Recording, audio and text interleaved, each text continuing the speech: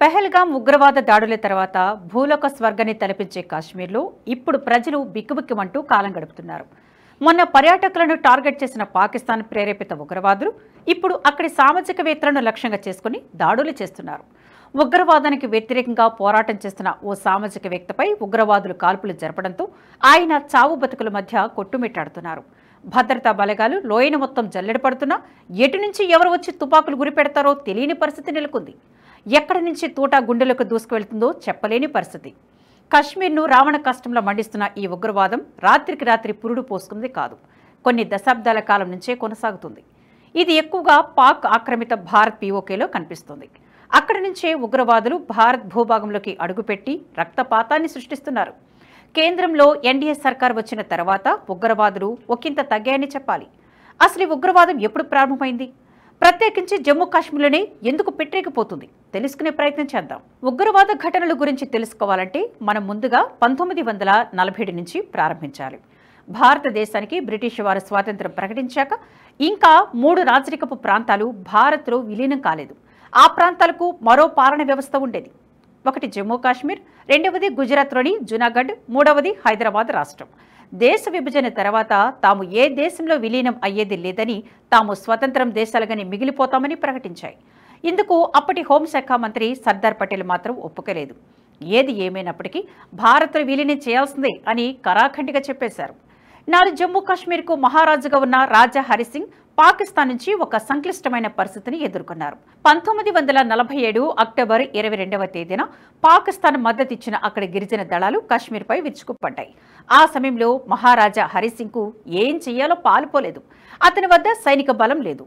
అప్పటికే పాక్ కొంతవరకు భూభాగాన్ని తన ఆధీనంలోకి తీసుకుంది. దీంతో భారత్ సహాయాన్ని అర్జించారు. భారత్ సహాయం చేసింది. అనంతరం రాజా హరిసింగ్ జమ్మూ కాశ్మీర్ను భారత్లో విలీనం చేసేందుకు ఒప్పుకుంటూ 1947 అక్టోబర్ 26వ తేదీన డాక్యుమెంట్లపై సంతకం చేశారు. అలా జమ్మూ కాశ్మీర్ భారత్లో విలీనమైంది. పేరుకు కశ్మీర్ భారత్లో విలీనమైంది, కానీ ఆ ప్రాంతం అప్పటి నుంచి ఇప్పటి వరకు ఒక సమస్యాత్మక ప్రాంతంగానే చరిత్రలో నిలిచిపోయింది. నాడు దేశ విభజన సమయంలో ఎవరు ఏ దేశం వైపు వెళ్తారో నిర్ణయించుకునేందుకు స్వేచ్ఛ కల్పించారు. అయితే ఇది ప్రజలు నిర్ణయించలేదు. నాటి పాలకులు డిసైడ్ అయ్యారు. పాకిస్తాన్కు వెళ్లాలనుకునే వాళ్ళు పాకిస్తాన్కు ఓటు వేశారు. భారత్లో ఉండాలనుకునే వాళ్ళు భారత్లో ఉండిపోయారు. ఇక్కడే అప్పటి దేశ తొలి ప్రధాని నెహ్రూ తప్పు చేసినట్లు విశ్లేషకులు అభిప్రాయపడుతున్నారు. పాకిస్తాన్ ఆక్రమిత భారత్ పీఓకేను వదులుకున్నారు. అలానే చైనాకు కొంత భాగం అప్పగించారు. 1972లో జరిగిన యుద్ధం సమయంలో పీఓకేని తిరిగి మనం పొందేందుకు మంచి అవకాశం లభించింది. నాడు 90,000 మంది యుద్ధ ఖైదీలుగా భారత్కు చిక్కారు. అప్పటి ప్రధాని ఇందిరాగాంధీ పీఓకేను తమకు అప్పగించి ఈ యుద్ధ ఖైదీలను తీసుకువెళ్లమని బేరం పెట్టుంటే ఈ రోజు కశ్మీర్లో ఉగ్రదాడులు జరిగేవి కావని విశ్లేషకులు బలంగా నమ్ముతున్నారు. ఇక నెహ్రూ ప్రధానిగా ఉన్న సమయంలోనే ఇప్పటి ఫరూక్ అబ్దుల్లా తండ్రి షేక్ అబ్దుల్లాతో కలిసి ఆర్టికల్ 370ని తీసుకొచ్చారు. దీంతో పాటుగా అప్పటి రాష్ట్రపతి బాబు రాజేంద్ర ప్రసాద్ను కలిసి 35A ఆర్డినెన్స్ తీసుకొచ్చారు. ఆర్డినెన్స్ 6 నెలల పాటు చెల్లుబాటులో ఉంటుంది. ఆ తర్వాత దాన్ని పార్లమెంటులో పాస్ చేయించాలి. నెహ్రూ ఇది పాస్ కానివ్వలేదని, అందుకే ఆర్టికల్ 370 అప్పటి నుంచి మొన్నటి వరకు అమల్లో ఉండేదని విశ్లేషకులు చెబుతున్నారు. 2019లో బీజేపీ అధికారంలోకి రాగానే ఆర్టికల్ 370ని రద్దు చేసింది. అంతకుముందు ల్యాప్స్ అయిన 35A ఆర్డినెన్స్తోనే బండి లాక్కొచ్చారనేది వారి వాదన. 35A ప్రకారం జమ్మూ కాశ్మీర్లో బయటి వ్యక్తి భూమి కొనుగోలు చేయరాదు. నెహ్రూ షేక్ అబ్దుల్లాలు కలిసి ఈ కుట్రకు తెరలేపినట్లు విశ్లేషకులు చెబుతున్నారు. కాశ్మీర్ సమస్యను ఐక్యరాజ్య సమితి వద్దకు తీసుకువెళతామని నెహ్రూ ప్రకటించగానే ఆయన తప్పు చేస్తున్నట్లుగా గ్రహించిన సర్దార్ వల్లభాయ్ పటేల్ హెచ్చరించారు కూడా. ఇలా చేయడం వల్ల భవిష్యత్తు తరాలు ఇబ్బంది పడతాయని చెప్పారు. దాని పర్యవసానమే ప్రస్తుత కాశ్మీర్లో నాటి నుంచి నేటి వరకు తరచూ ఉగ్రదాడులు జరుగుతున్నాయనే విషయాన్ని గుర్తు చేశారు.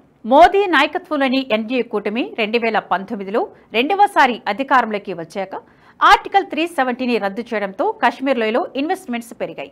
అభివృద్ధి వైపు అడుగులు వేస్తుంది. రాష్ట్రపతి పాలన ఉన్న సమయంలో పెహల్గాం స్థాయిలో ఉగ్రదాడులు జరగలేదు. రాష్ట్రపతి పాలన ఎత్తివేసిన తర్వాత తిరిగి అక్కడ ప్రభుత్వం ఏర్పాటైంది. దీంతో మళ్లీ అక్కడ ఉగ్రవాద దాడులు జరిగాయి. ఉగ్రవాద దాడుల తర్వాత పాకిస్తాన్పై మోదీ కఠిన చర్యలకు పూనుకున్నారు. ఆ దేశంతో అన్ని సంబంధాలను తెంచుకున్నారు. అన్నిటికంటే ముఖ్యంగా సింధు జలాలను నిలువరించి ఉగ్రవాద దేశానికి షాక్ ఇచ్చారు. అయితే సింధు జలాలను ఇప్పుడు ఆపలేం. దానికి కొంత సమయం పట్టే అవకాశం ఉంది. కొన్ని కొత్త ప్రాజెక్టులు చేపట్టడంతో పాటు ప్రస్తుతం నిర్మాణంలో ఉన్న ప్రాజెక్టులను శరవేగంగా పూర్తి చేయాల్సి ఉంటుంది.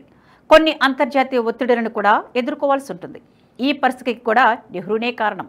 నాడు పాకిస్తాన్తో సింధు జలాల ఒప్పందం చేసుకొని దేశానికి తీవ్ర అన్యాయం చేశారు మన తొలి ప్రధాని. నిజానికి మన దేశంలో ఒక రాష్ట్రం ఇంకో రాష్ట్రానికి నీళ్లు ఇవ్వాలంటే నానా తంటాలు పడాల్సిన పరిస్థితి. కానీ మన తొలి ప్రధాని నెహ్రూ మాత్రం మన నేలపై పారుతున్న నీటిని అప్పనంగా పాకిస్తాన్కి ఇచ్చేశారు. భారత్లో పుట్టి భారత్లో ప్రవహించి పాకిస్తాన్ ద్వారా సముద్రంలో కలిసే సింధు నది, దాని ఉపనదులైన జీలం, చినాబ్ నదుల్లో 80% నీటి మీద పాకిస్తాన్కు హక్కు కల్పించారు. పైగా భారత్ ఈ నదులపై ఏవైనా నిర్మాణాలు చేపట్టాలన్నా పాకిస్తాన్ అనుమతితో ప్రపంచ బ్యాంకు పర్యవేక్షణలోనే చేయాలి.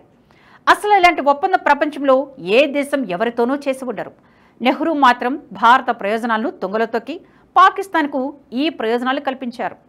మోదీ ప్రధాని అయిన తర్వాత సింధు నది మీద ఉన్న పెండింగ్ ప్రాజెక్టులు మొదలుపెట్టి కనీసం మన కోట అయిన ఆ 20% నీళ్లైనా వాడుకోవడానికి శరవేగంగా ప్రాజెక్టులు పూర్తి చేస్తున్నారు. దీనికి పాకిస్తాన్ సింధు నది ఒప్పందాన్ని చూపించి అడ్డుకోవాలని చూస్తుంది. ఒకప్పుడు సింధు నదిపై నిర్మించే ప్రతి ప్రాజెక్ట్ పాకిస్తానీ ప్రతినిధులు చూసిన తర్వాతగాని నిర్మించేవాళ్లు కాదు.